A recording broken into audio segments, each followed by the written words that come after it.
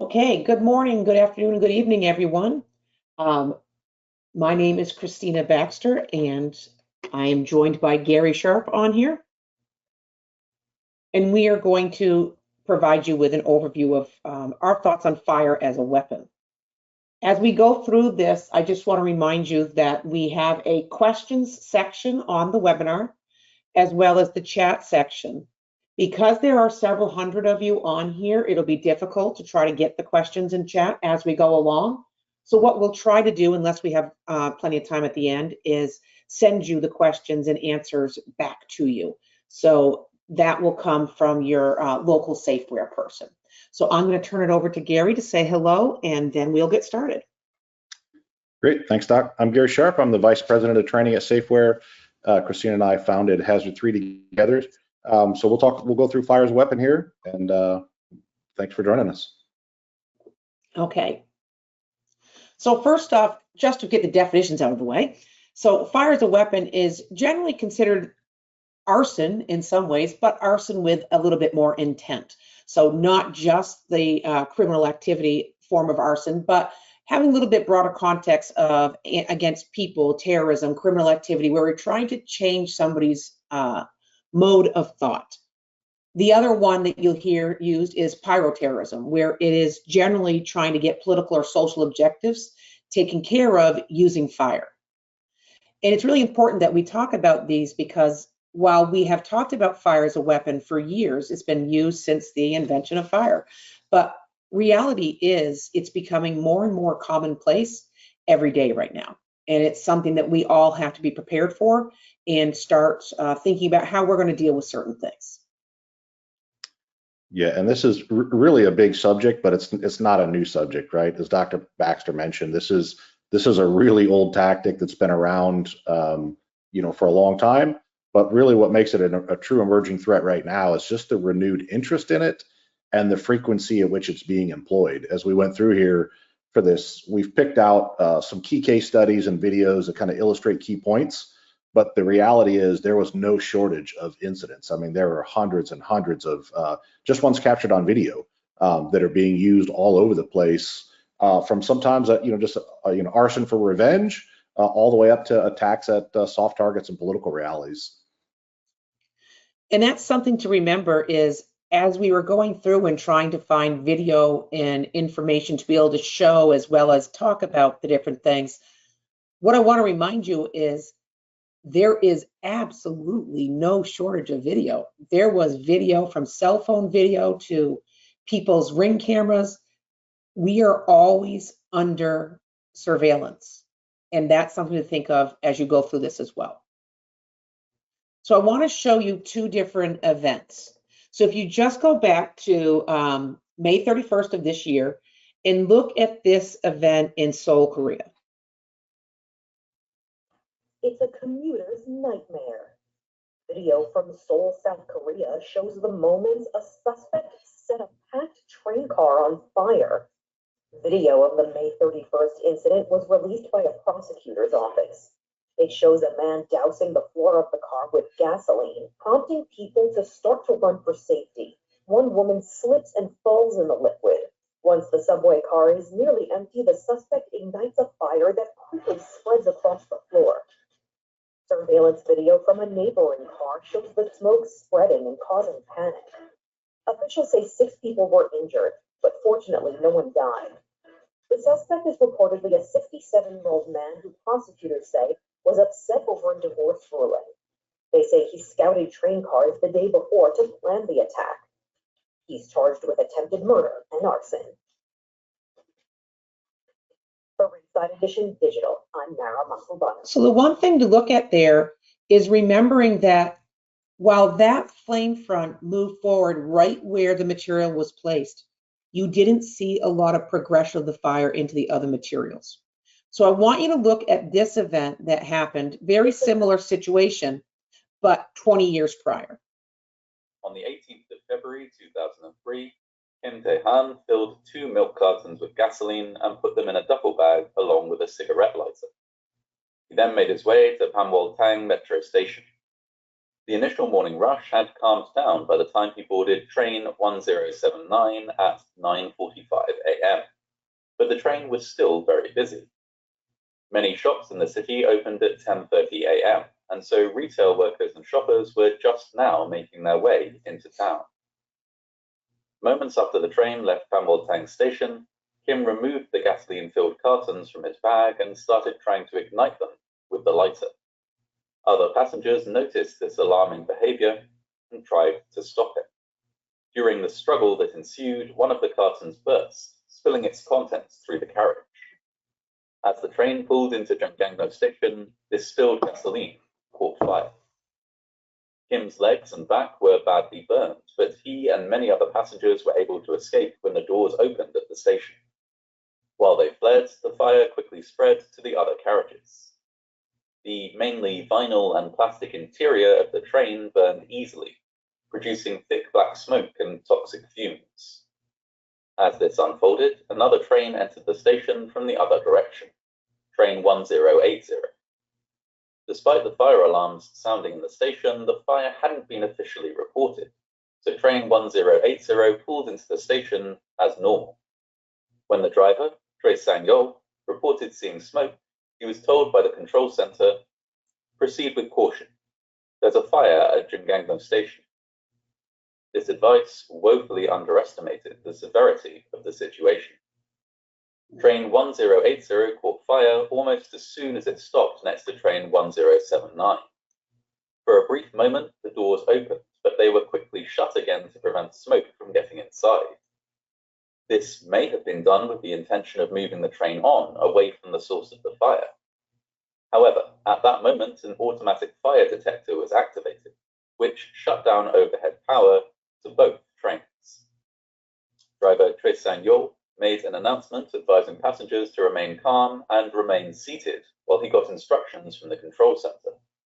After an agonizing delay, he was told by the control center, "Quickly, get out of there, run, go up, kill the engine, and go."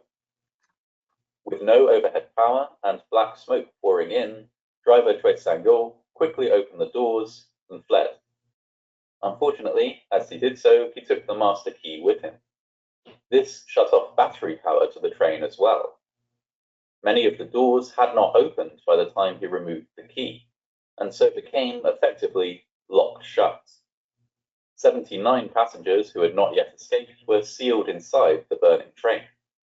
None of them would survive. More than 1,000 firefighters were quickly in attendance, but the dense toxic fumes made it impossible to access the platform to begin fighting the fire. As fleeing passengers climbed the stairs back to street level, many found themselves tripping over unseen obstacles on the stairs. It would only later become apparent that these obstacles were the bodies of those who had become lost and disoriented while looking for exits in the increasingly smoke-filled station. The fire raged for more than 3 hours until it was finally extinguished around 1 p.m. Even then, firefighters had to wait another 3 hours for the toxic fumes to clear before they could approach the burned-out trains. By then, there was no hope of any survivors. On the 18th of February. So when you're looking at those two events, they started in a very similar way in a very similar area. They both had the thermal impacts of the fire, the potentials for flashovers, just looking at the space that they're in. But one of the things that was very different was that thick black smoke. And so the limited visibility, which hampered the evacuations, was generally caused by a lot of the materials that were within the train. So the plastics, the vinyl. And so one of the things that we need to look at is, in your area of operation, are you still using some of those older train materials and train plastics, the vinyl, the things that were in the original trains, which caused a lot of this to occur? The other thing that showed up to me was that the fire alarms in the station did not equal an official report of an active fire. So that second train came into the station and unknowingly came into an area where there actually was quite a bit of fire. But then the automatic fire alarm went off, and that shut down all the overhead power to the trains, leaving them just the battery power. Once that master key was removed, the battery power went away. And so, as you saw, any of those doors that weren't already opened were no longer movable because the battery backup was gone. And then the other thing that really jumped at me was the unseen obstacles on the stairs were actually the bodies of other passengers who had either been overcome, had been lost in the panic, but they were really things that people could not see. And so my question here is also, how are you ventilating the smoke out of your subway area? And where are you ventilating it to? We've gone down this passage before in looking at how do we ventilate these spaces, and are we ventilating these spaces into our response zone where we're going to need to get through, or are we ventilating these spaces in ways which may make it difficult for the evacuation to occur? And so those are just a couple of things I want you all to think about when you start looking at the materials in your area of response and saying, are we ready? Are we going to be that 20 years ago event, or are we going to be the modern event where we have less continuation of the fire flow because of less fire load in the space? So a couple things I'll add to that video real quick, and then I'll talk about the, what's motivating people to use fire as a weapon. But one of the things in both those videos, it was probably 2 gallons or less of fuel, which is pretty common when we look through all these case studies and videos. Think of a gallon of milk, right? An average attacker, if somebody's going to carry maybe 2 of those, even if they put it in a backpack. So you're not dealing with large quantities of fuel. So as we go through here, we'll talk about why they're strategically placing it, because they don't have a tremendous amount of fuel, short of something like a stolen tank truck or something like that. Almost all of these attackers are on foot with 2 gallons or less of fuel, and your burn time of that fuel is fast. When you pour out and you have a flammable liquid fire, the size of the fire is determined by the surface area. So as soon as you pour that and it extends through the entire subway car, your fire size is about 8 foot, right? The width of the car, 40 feet long. The depth of the fuel determines the burn time. So as they pour and spread the fuel out, you're going to get a very large fire with a small amount of fuel, but you're not going to have a very long burn time. Then it's going to be, as Christina mentioned, what's going to continue to burn is everything that fuel can catch on fire. So what motivates, why fire is a weapon? And that kind of goes to what we we're just talking about, the low cost and high accessibility of the supplies. And there's no technical knowledge required. Some of the fire as a weapon case studies, even in New York City years ago, they had a nightclub fire and somebody was simply thrown out, and they walked down to the local gas station and bought a gallon of fuel, came back and poured the stairs for the upstairs club and started the fire. That's how fast and accessible it is. The other interest, though, is it results in these high media coverage, this Kodak moment that some of the attackers are looking for. A lot of times when there's a traditional attack with a shooting or a stabbing or something like that, all of the victims are sometimes gone before the media gets there. There's nothing to really be to put on the cover of the paper or the breaking news. But with fire as a weapon, when you have these, whether it's patrol cars on fire or an attack at an embassy or something like that, there's time for them to see this inferno as well as the charred remains, that they get that media coverage that they're looking for. Not to mention the fact that everybody that pulls out their phone and starts to film it, right, post it on their own social media. And then there's just an emotional component associated with this, right? Burning someone's property or their vehicles or a structure. Think about just the symbolism of just one burning American flag invokes, right? So there is a high emotional toll. They're getting the vengeance or the revenge that the attackers are looking for sometimes by using fire as a weapon.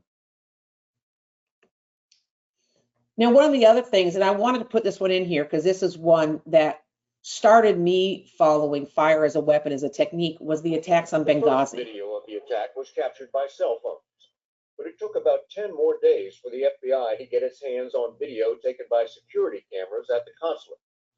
That classified video, shown to the House and Senate Intelligence Committees, answers some of the many questions surrounding the attack. A U.S. intelligence official said it shows no sign the assault arose as first thought out of a demonstration.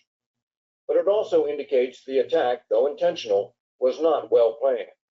The video makes clear the attackers did not know the layout of the compound.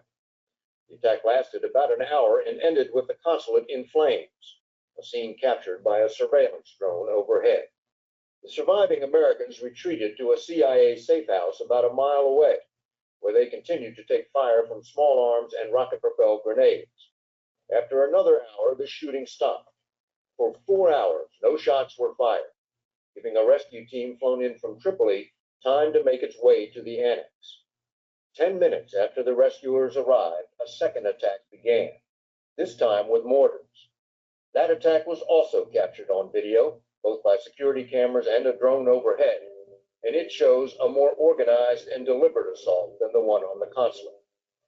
Intercepted phone calls and text messages from that night indicate some of those who attacked the consulate were inspired in part by televised scenes of protesters storming the American embassy in Cairo, rage over an anti-Muslim video running on the internet. Others seem to have nothing more in mind than looting. That first attack created an opportunity for the second attack, the one on the annex. Whether it was planned that way all along is not clear. U.S. officials say the 4-hour lull gave the attackers time to bring up more firepower in the form of mortars. They fired 5 rounds, the first 2 missed, the next 3 hit. David, thank you. So one of the things that this brings to mind for me is our planning. And so the first time that I had to deal with some of this stuff was this attack on Benghazi, and the fact that at State Department trying to figure out, how do we plan for this?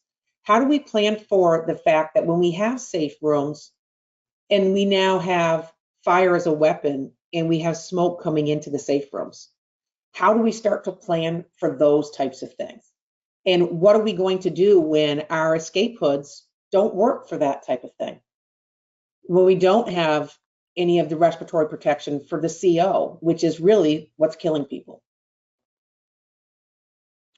So some of the strategies that are used when fire is employed as a weapon, it may simply be a distraction. When you talk about setting fire someplace else to draw responders over to that incident away from where the actual attack is going to be. Some of them have been what DHS refers to now as a complex coordinated attack. You're augmenting your attack. You're using combining it with firearms or with stabbings or with a vehicle attack. As we recently saw, some attack on firefighters where it was actually just an ambush. You set the firefighter to either set the fire to draw the responders in so you can attack the responders, or in some cases you set the facility on fire or just trigger the fire alarm so that people in the facility will come out into the open. So now you can employ a stabbing or shooting attack. There's also a possibility of just using it to delay, disrupt, or just cause confusion as part of a complex coordinated attack. And so this one here is just that. And so as you watch this one, remember that the way that they focused this was to pull and spread out the law enforcement and then kill them.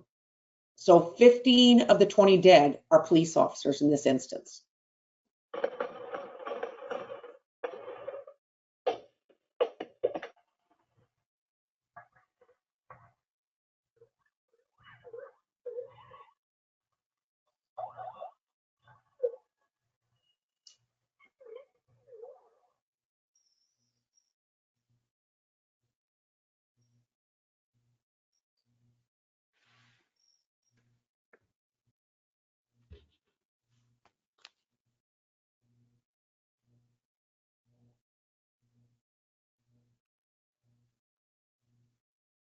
So the people that died in this incident died either from gunfire or from smoke inhalation. And so that was one of the big events here, was spreading everybody's resources apart and then ambushing them. So some of the specific tactics when you start looking at fire as a weapon, certainly the enclosed spaces or restricted exits, right? That's the subways that we see, or pouring the nightclub stairs, things like that, where where you have a crowd, is going to make it very difficult to get out if you're looking to actually target killing the people. It may involve blocking some of the exits, or chaining doors closed. We've seen that in some of the school shootings where the suspect entered and put chains on the doors to delay law enforcement. That could be combined with fire as a weapon. Disabling the fire or alarms, the life safety systems, that's always been a concern, even in arson attacks. Shutting off the sprinkler system, or trying to remove smoke detectors, things like that. Or as we mentioned, just the tactic itself may just be to ambush the people evacuating or the responders responding to the incident. And we kind of divided out the targets into a couple groupings here. And so there's the anti-personnel, which are very much targeting law enforcement or just other protesters, so counter protests. There's the anti-infrastructure that is just focusing on the religious sites, commercial targets, like things like Tesla, government buildings. And then the mass gatherings and soft targets, those concert venues, the hotels, the subways and trains. And we can't forget that there's also the suicide and self-immolation ones, which have given us a lot of thought in the last year, especially since that January 1st one in Las Vegas. When you talk about the anti-infrastructure, those ones that are targeting specific facilities and not necessarily people within, those generally happen at night. So they 43% between 9 p.m. and 6 a.m. And so when you start looking at that, those ones tended to be the Sunday, Monday, Tuesday, and there were 79 fatalities associated with them. As we start getting to those mass gatherings and soft targets, the number of people starts to increase exponentially. And it's really not just about the infrastructure of them. It's about trying to get as many people as quickly as possible. And so this one I just wanted to show was against police specifically. And if you remember back, this was the Portland, Oregon event in 2020.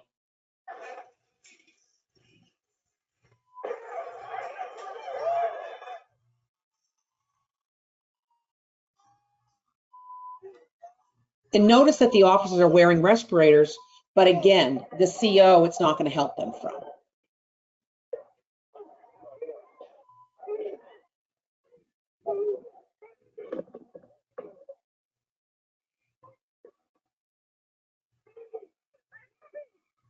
So trying to get people to evacuate, yet they're still trying to take their video.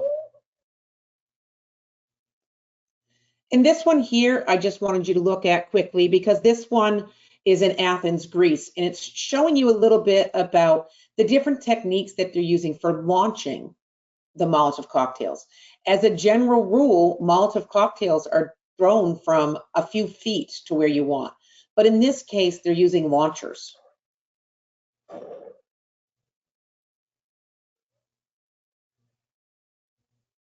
And notice that these are plastic bottles with explosive charges on them in many cases as well, instead of being your traditional design.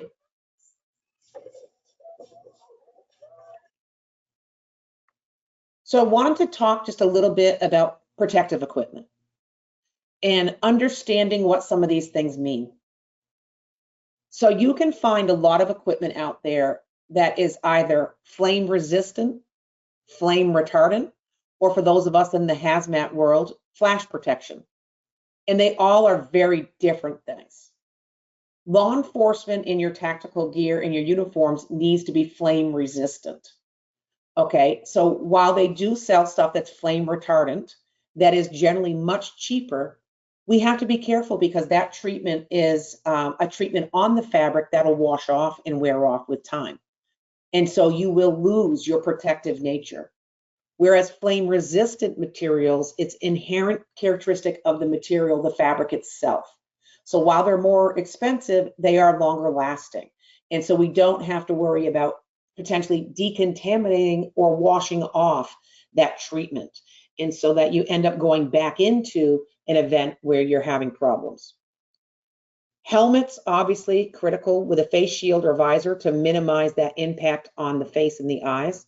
Remember again that those respirators and things, we're trying to Protect against a whole slew of things. Most of these respirators are going to be for pepper sprays and OC sprays, those types of things, not necessarily from the fire as a weapon event. And none of them would have been suitable if it were for the CO coming out from these events. Make sure the gloves are not only flame resistant, but also cut resistant and puncture resistant. You can find some for this type of event that have reinforced palms and fingertips, and those are likely going to be your best bet. Obviously, the boots, if you can get ones that are heat resistant, along with the slip and puncture resistance that you're already getting for tactical footwear, then we're still better off. What I also think people should start considering is we have firefighting hoods that are meant to provide heat and flame protection to the head, ears, and neck. Those might be something that law enforcement might want to start considering for some of these types of events, because as you start getting out there and these are happening more and more, it just provides a little bit more protection to the officers in that front line. And again, considerations to your respiratory protection and remembering what it does and does not provide protection for. Now, this one I'm going to show is just a little bit about the one that happened over in Colorado. And remember, this one was recent, it was in June. And what this was a peaceful demonstration. And it's actually a counter demonstrator that is going to execute this.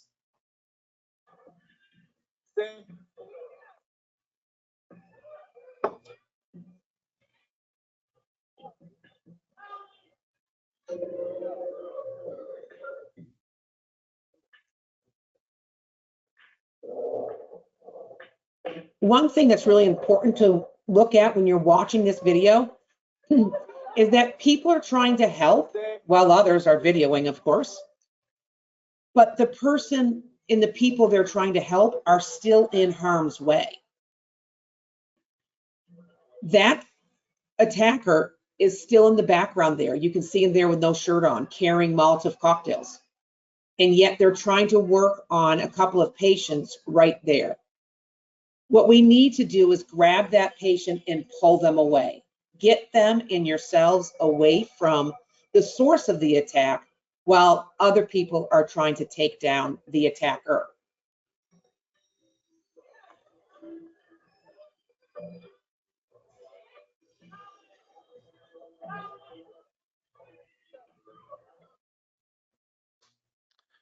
So when we talk about extinguishing burning personnel, whether it's victims or responders, obviously you would use anything that you have readily available, but with a little bit of pre-planning, a dry chemical extinguisher is extremely effective for some of these fire as a weapon, because remember, we're talking about small quantities of fuel. This isn't always something that's going to require a fire truck if you're extinguishing it initially. The issue with using the dry chem to put out a person, while I would use it if that was readily available, it doesn't provide any cooling. You're still going to want to use water after you put somebody out, like in this photo here. The Secret Service is extinguishing somebody that set themselves on fire near the White House. Is after you use the dry chem to put them out, you're still going to want to use whatever water you have available, whether it's bottles of drinking water or something like that, to provide the cooling so the tissue and muscle doesn't continue to cook. If you're looking for a specific product, the cold fire tactical extinguishers are extremely effective at these small quantities of burning fuel. It's going to extinguish the clothing, put out the remaining fuel that's available, and they make them small enough that the reason there's a cold fire that comes in a bucket that the fire departments use. My agency in the past had carried it on board on our engines, used it very successfully just as a wetting agent. But the tactical version just means it's in a smaller extinguisher that's need to be carried in a backpack or on a thigh holster that can be pulled out. There's a larger 2.5 or 5 gallon version that you can side sling or backpack mount as part of a civil disturbance. These can be vehicle mounted or in a backpack, but they work very, very well. Cold fire has great cooling properties. So I would definitely recommend looking into it if you think you're going to be encountering fire as a weapon as part of your mission set. One of the other things we have to think about is that on-scene burn care. And while you have to follow what your agency's guidance is, there are some things that we can think about right away. So like Gary said, first off, remove any clothing that's hot or burned. So if we can minimize those effects. But if you have clothing that is adhering to the burn, please do not pull on it. Cut away if you can, or you're going to have to leave it in place. You may end up cooling it and just getting that potable water onto the gear and keeping that material cool. That's better than trying to pull it away from a burn where it's adhered to. As you start looking at different materials that people wear, there are a lot of different materials that will melt and drip into the burns. And so when that occurs, you have to leave that in place until you get them to a burn unit where they can carefully remove that out of the burn. It is recommended that you continue to cool as long as you can, but to avoid the application of ice. And reality is, when we're talking about something up quick and personal like this, it's going to try and get water on them and continue to cool and clean if we can. If you have the capability, covering that burn as you have lots of people before they start getting transported out of there, and then any pain relief you can find. But again, most importantly, follow the guidance put forth by your agency and the medical director in support of your agency. But if you have no other guidance, these 5 C's are something that you can follow. So get the clothing off, cool the burn, clean the burn, cover the burn, and then provide some type of comfort and pain relief if at all possible.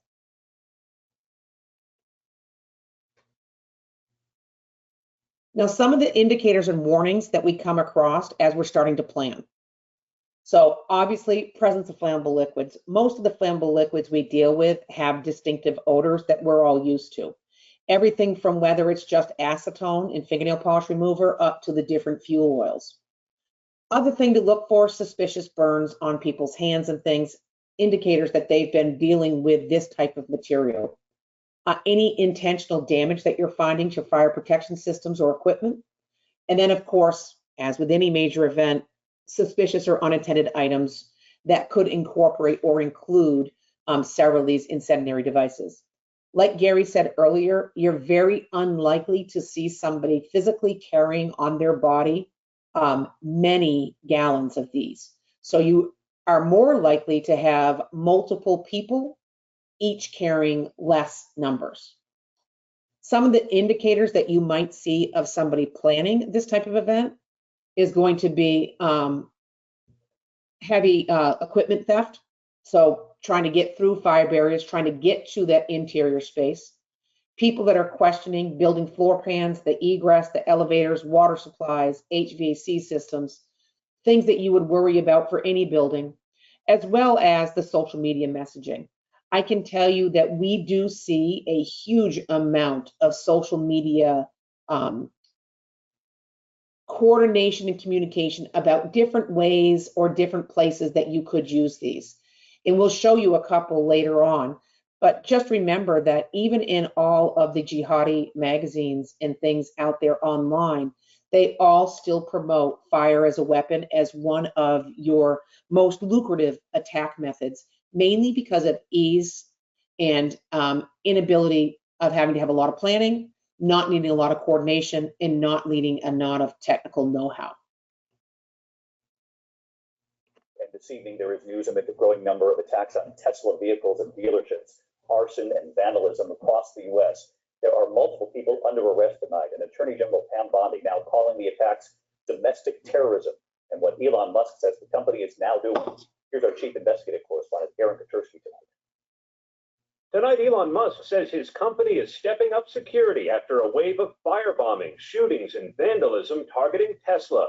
As part of the enhanced security, Tesla is activating Sentry mode on every car in the dealership. That means security sensors and cameras are on and recording. Watch as Sentry mode is activated on this Tesla this week. A man seen allegedly keying the car at a parking lot in San Jose was arrested and charged with felony vandalism. Today, Attorney General Pam Bondi said those charged with destroying Tesla property are part of a wave of domestic terrorism. Prosecutors said a suspect arrested for throwing Molotov cocktails at a dealership in Salem, Oregon, was also armed with a high-powered rifle. Prosecutors said another suspect who allegedly tried to set fire to Teslas in Loveland, Colorado, was found with materials to produce firebombs. And Daniel Clark Pounder, accused of torching a Tesla charging station in South Carolina and spray painting profane messages, allegedly found with a 3-page letter voicing objections to President Trump and Elon Musk's federal layoffs, writing, "We will not stand idly by." The Attorney General insisted today, David, these cases are going to be treated like terrorism. So far, the most serious charge is arson. David? Eric Petersky on this again tonight, Aaron. Thank you. So obviously, these anti-infrastructure ones have greatly increased since January of this year. And frankly, with the technology inside some of these Teslas, probably not your best thing to attack. However, we're seeing more and more of this. And unfortunately, it's going to be upon most of us to have to respond and deal with these types of events. Now, I want to switch over to this one here, which is more of the soft target type of event, and something that I want everybody to be thinking about. This one does include a lot of graphic information, as you can imagine, but this is the attack in Moscow on the Crocus City Hall, which is where the concert venue was ongoing. Now, one thing to think about for this one, there was specific intelligence from social media discussions which said that they were going to attack the Crocus City Hall specifically. That information was provided to the government in Moscow, but they felt that it was not specific enough for them to be able to do anything about it. So this was shortly before this event occurred.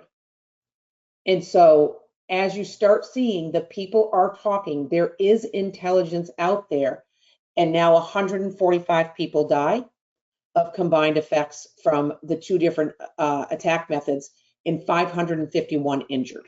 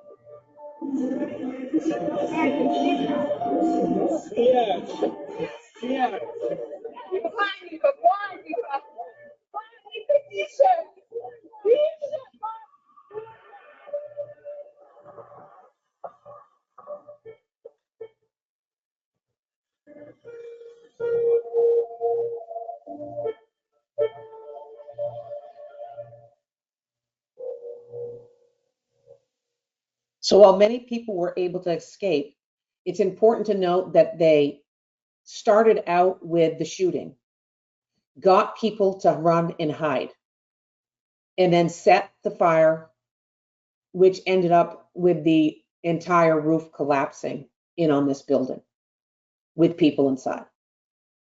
And so this is one of those attacks where they're very much focusing on soft targets. They were easily able to get into the facility, get people to do the run and hide, and then try to burn them out.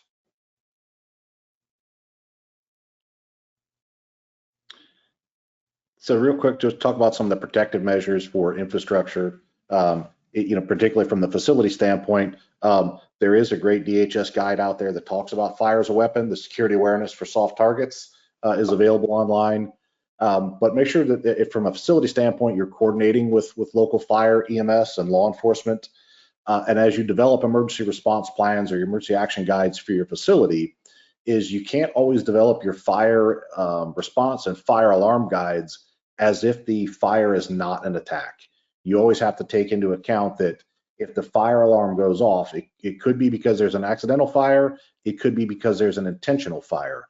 And once when the situation starts to develop that it's intentional, you're going to have to figure out what to do. And that may include, in some of these venues that have a security operations center, the security operations center itself may have to evacuate. And so now all of the plans that you had for CCTV or coordinating an active shooter, all of those are going to be impacted when you evacuate your security operations center. So you may not be able to give PA announcements and continue to update people. You may have to make a final announcement before you evacuate the facility, which might just include the best information that you know, that there's attackers in the building and this is their location. There is also a fire emergency, evacuate the building, and then do their best to avoid the attackers. The other thing is just keeping an idea about prohibited items, particularly the liquids, right? They're not going to be picked up by magnetometers, the metal detectors, inside plastic jugs. But some of the venues that don't allow outside food and beverages and things like that will also be able to spot and identify some of these things. In some cases, using detection, if you do allow outside of liquids in, particularly it tends to happen at outdoor venues. When it's hot in the summertime, you allow people to bring bottled water in, things like that. Doing random checks, looking to see if the bottle is actually sealed, requiring bottled water in sealed containers only. If you allow alternate containers, people bringing water jugs or thermoses or things like that, you can do random inspections that may, depending on the flow you have at the checkpoint. You might start off 1 out of every 100, then 1 out of every 1,000. But if you do it in a very visible way, it may serve as a deterrent. The attackers approaching, seeing that you're inspecting some, if not all, the liquid containers, may provide a deterrence to them. And then obviously the same training that you do for the signs of terrorism, looking for suspicious behavior, reporting that, the whole if you see something, say something approach that you use for all attack methods can pay off here as well. And that was one of the things that came up in a review of one of these events, was that several of the personnel recognized that something was happening, but they didn't know who to report it to get it to the full awareness. So a couple of things on the access control. So making sure that there are monitoring, surveillance, and inspection security in place. If there are flammable and combustible materials that are stored on site, know where they are, the inventory of them, how they are stored, and are they able to be secured in such a way that you're not worrying about them being accessed by somebody. Obviously, like Gary said, inspections of packages and bags coming in where it's practical, and also defining your areas, your perimeter, having the access control. And like Gary said, also with the detection technologies, I remember one event where we were on a large fireworks display, and it was very hot, and people were coming in and they were being allowed to bring in their own drinks and things. But with that said, we were using technology to randomly assess, even though the lines were really long. What people didn't know, that entire night, the technology was broken that we were using. It did not work at all. But because we were using it, people were still seeing that deterrence. And so while we actually had no way of telling whether the things were working or not, it was actually just kept using it because it was showing people that we were doing something and hopefully keeping people from trying to do anything untoward. One of the other common indicators and warnings sometimes is that an attack occurred is that you have the arsonists themselves show up with suspicious burns. They turn up at an ER or an urgent care, something like that, after a fire has been set. But because of the unpredictable nature of flammable liquids and the lack of understanding, particularly when they start pouring these in enclosed spaces, trying to break them and pour them in a vehicle, and the vapors build up and they attempt the ignition, and that when you confine all those vapors, right, you get a deflagration, small explosion that sets them on fire as well. So there are plenty of cases where the actual attacker burns themselves. The explosion caught on Ring video at a Corona home engulfs the homeowner's vehicle with flames. But let's back up to the beginning. See that person right behind the black car? After the explosion, check it out. You can see that person, flames coming off their body as they flee on the sidewalk. Still on fire, and ran away and ran into the alley. So very similar, this one as well. This one was in Australia.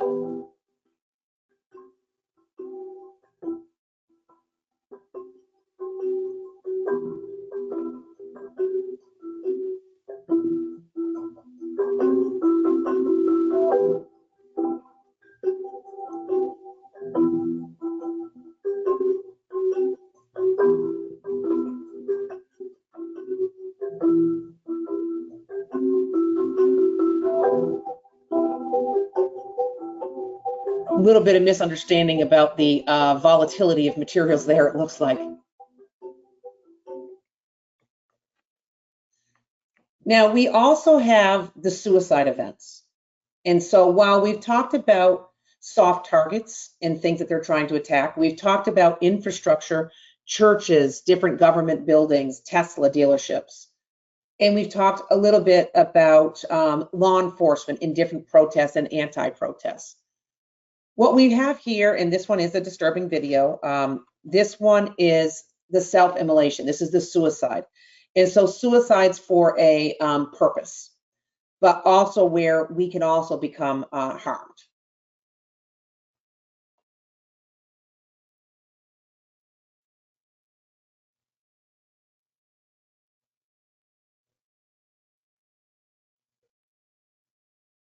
I'm an active duty member of the United States Air Force, and I will no longer be complicit in genocide.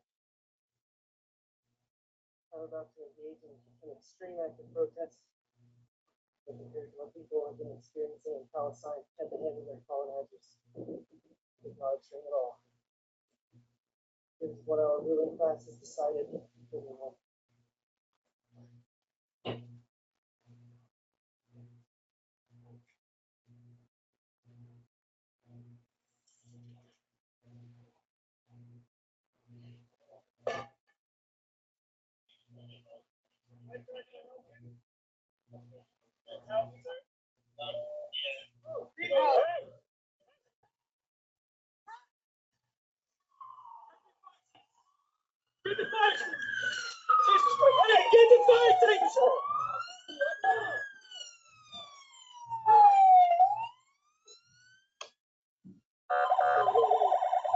He did later die. But again, it's about quickly trying to get in place.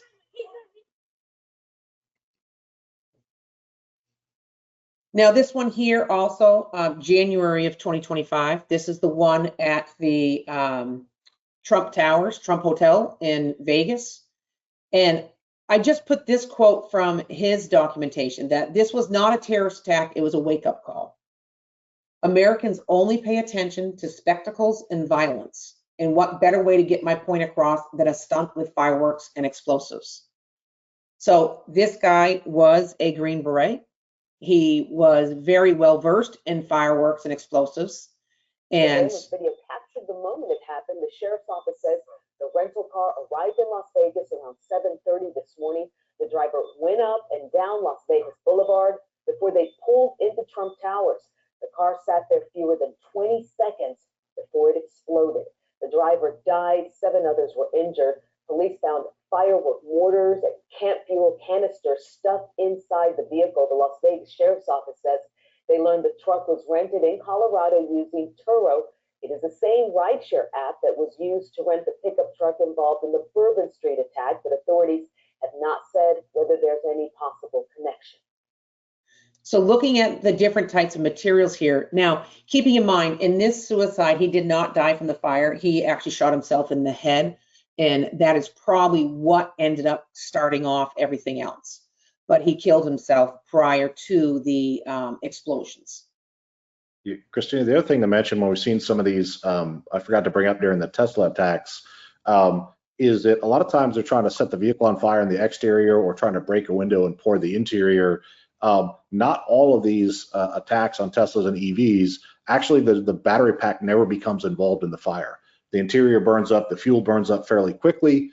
And if they hadn't added any additional fuels, there's many times that you get there and be able to extinguish this as a car fire, and the battery module itself down below, a lot of this heat is transmitted upward, never becomes involved in the fire. So you don't necessarily have to fight it like an EV fire. When we're teaching EV strategy and tactics, right? That's a key piece of the size up, is show up, recognize that the EV is on fire, but determine if the battery pack is involved in fire or not. And sometimes it's obvious. You can look and see if you don't see the jet fires, the loud hissing sound of the relief valves and the burst disc going off on the battery. Otherwise, sometimes you just end up putting the fire out and then realizing it went out so easy that the battery pack must not be involved. Absolutely. The other thing I'll add just on the self-harm with the flammable liquids is obviously the incidents where once they set themselves on fire, you've got very little time, right? Sometimes grabbing the nearest extinguisher, and they have a, those have a high fatality rate.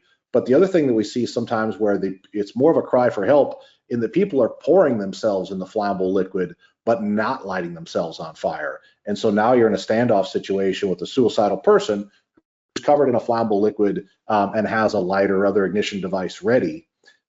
In those cases that there have been several agencies have done some work using cold fire again as well. And just when they mount this kind of arrest/rescue effort is spraying multiple cold fire extinguishers quickly on the clothing, which is going to reduce the ignitability of the fuel. And then in some teams, they've even experimented using a third extinguisher to start immediately spraying the ignition device that's in their hand so that they can't get the lighter or whatever matches, whatever they're going to use lit. And then they're able to tackle the person, wrap them with, bear hug them with a fire blanket, handcuff them, something like that. So you may have to work out some of your crisis response and hostage rescue techniques, how fire a weapon is going to play into those if those crisis negotiations don't appear to be that they're going to work. Yeah, and it's really important to note as well is that with a lot of these different organic materials that people are using to be the source of the flammability, putting water on them often spreads the material. So you actually might cause more harm than good by spreading the surface area. And that's going to get really important as we get down to some of these other ones. So as we start looking at these, the different types of devices people have been using have been very simple. So the traditional Molotov cocktails, remember just having the flammable liquid, usually it's gasoline. You have seen some with acetone as well, but with a cloth wick. And then once they have that fuse lit and they throw the device, the glass smashes and it spreads across the target. Now, as people get some thicker glass, if they haven't etched the glass, it doesn't break. So you get a lot of these that they throw and nothing happens. Or if they throw it and it lands on grass and it doesn't break. So you have that type of thing happening. But people have started playing again with adding other materials to the Molotov cocktails to not only get them to stick in place, but to increase that burn temperature. And so one of the most common ones you'll see is the development of their own, what we'll call a napalm-like device. And why do they do that? It really thickens up the material, causing it to stick to the target. It increases the temperature of the burn, and it increases the time of the burn. So remember, like Gary was saying, the time of the burn is very much linked to how much is there or the depth of the fuel. But with this case, you've now increased its thickness, and so it's not going away as quick. And so it sticks right there. That burn temperature can go up 800 to 1200 degrees C.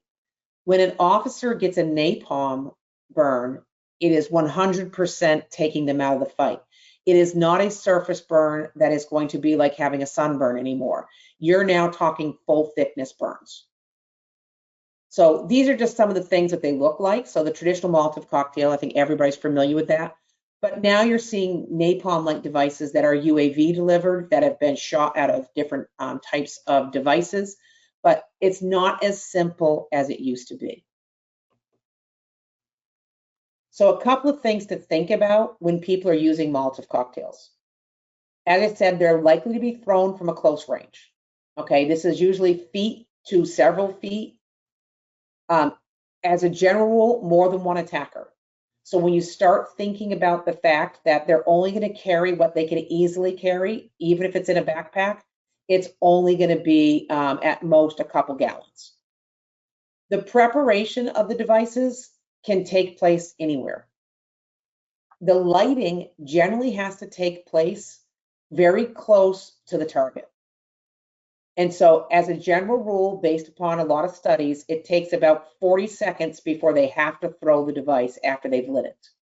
So you've got to think of that space. What are the most effective areas around the area you're worried about where they'd be protected from open view, protected from high air movement or wind, but within 40 seconds of the target?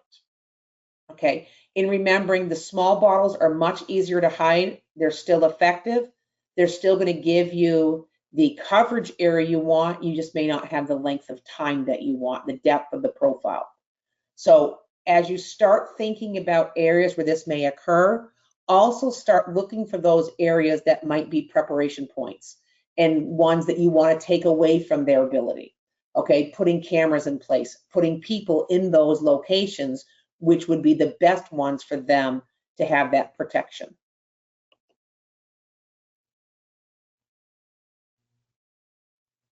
And I'm going to start this video and just let you watch a little bit of it. But if you haven't followed how napalm is made, obviously I don't want these teenagers to be the ones teaching me, but they actually do a pretty good job with their video here. Hey, this is Black to Science. Today we're going to show you how to make napalm. The final result is this thick, jelly-like substance. It's extremely flammable, so make sure you store it somewhere safe. All you need to make napalm is gasoline and styrofoam. Gasoline dissolves styrofoam right quick. We just emptied this can of all the old stale napalm, so now we're going to fill it back up again with the fresh stuff. First, add a thin layer of gas to the bottom of the container. Then just shove some styrofoam in there. Keep pressing it in as it melts. It'll take a bit. It's important to know that a lot of styrofoam makes a little bit of napalm. Just slowly keep adding styrofoam to the mix. Keep adding gasoline as it gets used up.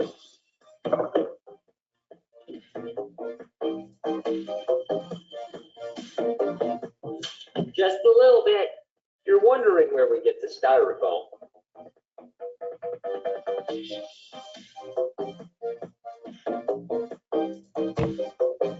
Don't ask.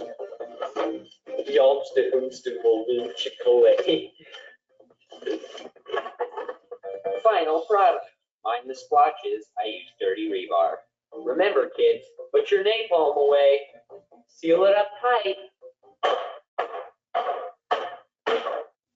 Even a little bit of this stuff burns for quite a bit. Unfortunately, our last batch went bad. It wouldn't be a blasted science video if we didn't do something dangerous. We put that in a separate video. If you'd like to see the rest, click here. If you'd like to see napalm soccer, click here. But this is the kind of detail that's online and available for people to start developing their own type of materials. And you'd be surprised how many times we see it. Now, keep in mind, it doesn't have to be just gasoline. Acetone will also dissolve styrofoam just as well. Now, traditional napalm has other ingredients, but again, it's providing them an impromptu enhancement that doesn't take a lot of technical know-how. Yeah, and this is an example kind of what the final device looked like. This was a case where it was actually a bomb squad call, and this is what they found. These were actually on the side of the road near a tree. They don't know what the full story is or what the planned attack was, but somebody had constructed and positioned them, and then end up, they were discovered before they could be used. Yeah, it was just a lady that was out picking up trash that saw them on the 4th of July. God only knows what they were going to do on that day. And then some of this, those were improvised devices. There's full, commercial flamethrowers now. UAS mounted. You can literally buy offline everything you need, so that you don't really need a lot of technical knowledge. Even if you wanted to build something as complex as a flamethrower, it's readily available. And then, of course, this is one of the ones that I've been following, is the rotary wing UAVs that have been used over in the Ukraine. And lots of these types of devices have been used, but just different delivery systems for incendiary devices. Some of these were thermite, some of them were just regular Molotov cocktails, and happening more and more. So when we talk about, using them as a special event, one of the best practices for special events is JHAT teams. It's something that's been keeping us busy, is doing JHAT classes across the country, particularly a lot of the cities that are preparing for World Cup. But the JHAT team, we include this fire as a weapon as part of the 2-day JHAT class because it is a low-cost, high-visibility attack, and they have to know that it can be the primary or secondary attack method that be combined. And then as JHATs are doing their walkthrough events, right, they need to pay attention to the areas of concern, right, those choke points, stairs, exits, the crowded spaces, looking for the telltale signs, right, bottles with unknown liquids, the unknown odors of the fuels. But also that the JHAT should self-dispatch and respond to any calls for fire or smoke inside the event perimeter, because everybody else is going to be responding, even if it's a report of a car fire or a dumpster fire or a fire alarm. Everybody responding to that is going to be responding probably with the mindset that it's a routine fire or an accident.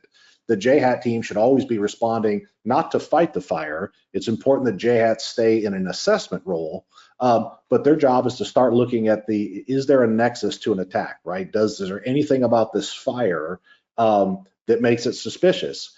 Is it a Tesla vehicle that fits in with the profile of while the Tesla attacks were occurring? Is it blocking an exit, or is it a distraction? The JHATs can be a direct line of information back to either the All Hazards Center at a national special security event, or back to the command post or a fusion center about some of the information that they're getting. Even before a formal investigation is done, they can start looking inside the burned wreckage of the vehicle or the fire is extinguished and seeing what else was involved. If they put out the fire and we see that, by the way, in the dumpster, there was 3 or 4 propane cylinders that were thrown in there but didn't ignite, things like that will escalate it. And then we've built out for the JHAT teams some of these rapid assessment protocols, right, of the things that you would do, including secondary searches of other similar locations, right? If I had a suspicious bottle near an exit, I'd have the JHAT teams check all the exits, right? If I had a suspicious fire in a garbage can, we'd immediately sweep all the garbage cans, things like that for the actions that you're going to take, notifying the hospitals and first aid tents, immediately report, ask if they have anybody with suspicious burns. So all of those approaches are things that a JHAT team can do as they prepare for fire as a weapon. And obviously, anytime you have a down UAV, the JHAT team should be part of the assessment for UAVs, looking for a payload, dissemination devices, incendiary devices. You'll want a joint bomb squad and JHAT CBRN response to any UAV that lands or comes down inside the security perimeter. Okay, and if you want more information on some of the fire as a weapon issues, you can go onto our Hazard 3 website, and in the technology section, we do have more information in one of our different CBACS articles on these types of threats.